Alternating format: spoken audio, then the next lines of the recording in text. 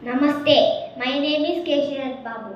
I am studying in 4th class in Target English Medium High School, Tadpatri. Our project is the travel of sound. Normally, we cannot see sound moving at all. But by doing this experiment, we can see the evidence of sound moving through the air. Materials we used: plastic bottle, scissors, small candle, balloons. Cut the base of the plastic bottle, then cut a piece from the balloon to cover the end of the bottle. Stretch the piece of balloon tightly over the end of the bottle. Light the candle.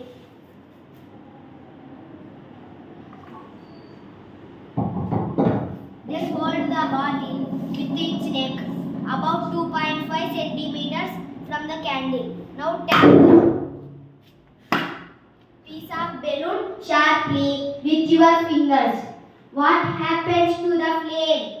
When we tap the piece of balloon, you make teeny particles in the air. Besides, it vibrates. The vibrating